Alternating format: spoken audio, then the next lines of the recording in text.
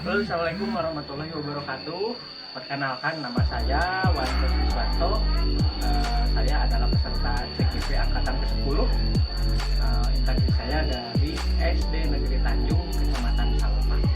Pada kesempatan kali ini, saya akan memaparkan sebuah video untuk pemenuhan tugas demonstrasi kontekstual pada modul 1.3, yaitu tentang penerapan inquiry apresiatif dan tindakan perubahan berdasarkan tahapan baca.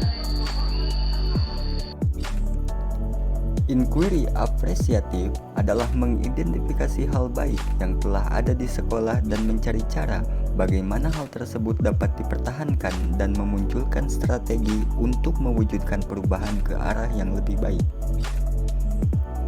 Salah satu cara untuk menerapkan pendekatan inquiry apresiatif adalah dengan menggunakan penerapan metode Bagja. B. Buat pertanyaan utama. Pertanyaan utama dibuat untuk menentukan arah penyelidikan kekuatan, aset, potensi, atau peluang, mendefinisikan tujuan, memprovokasi, atau menginisiasi perubahan prakarsa.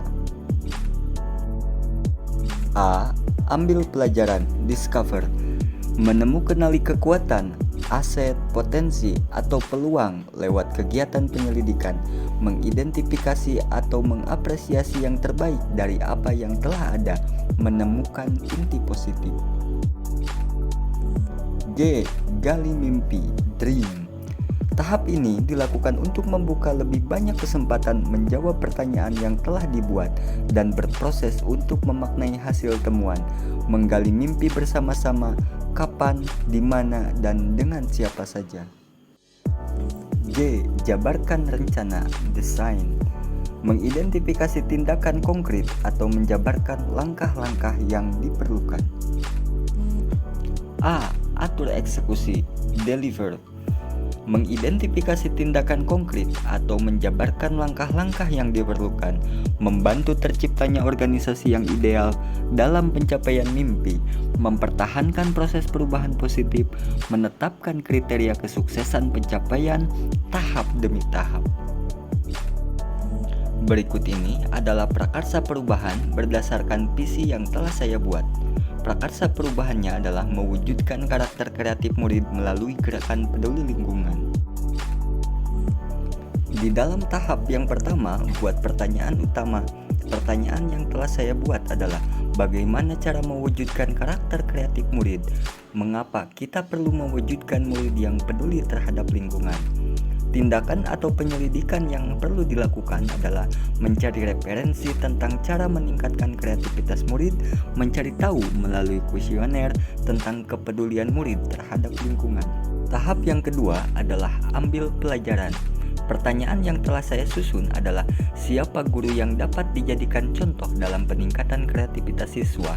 Tindakan atau penyelidikan yang perlu dilakukan adalah mencari informasi terkait guru yang pernah meningkatkan kreativitas murid. Tahapan yang ketiga adalah gali mimpi. Pertanyaan yang telah saya susun adalah apa dampak positif dari meningkatkan kreativitas murid melalui gerakan peduli lingkungan? Bagaimana perasaan murid setelah melaksanakan kegiatan peduli lingkungan? Tindakan atau penyelidikan yang perlu dilakukan adalah 1. Menggali informasi terkait respon murid dalam melaksanakan program peduli lingkungan. 2. Menggali informasi terkait respon perasaan murid setelah melaksanakan program peduli lingkungan. Tahap yang keempat adalah jabarkan rencana. Pertanyaan yang telah disusun adalah apa saja langkah-langkah yang perlu dilakukan dalam upaya mewujudkan kreativitas murid melalui gerakan peduli lingkungan. Tindakan atau penyelidikan yang perlu dilakukan adalah membuat rancangan kegiatan mewujudkan kreativitas murid melalui gerakan peduli lingkungan. Tahap yang terakhir adalah atur eksekusi. Pertanyaan yang telah saya susun di antaranya 1. Siapa saja yang terlibat dalam program mewujudkan kreativitas murid melalui gerakan peduli lingkungan? 2. Apa saja peran yang perlu dilakukan untuk mewujudkan kreativitas murid melalui gerakan peduli lingkungan?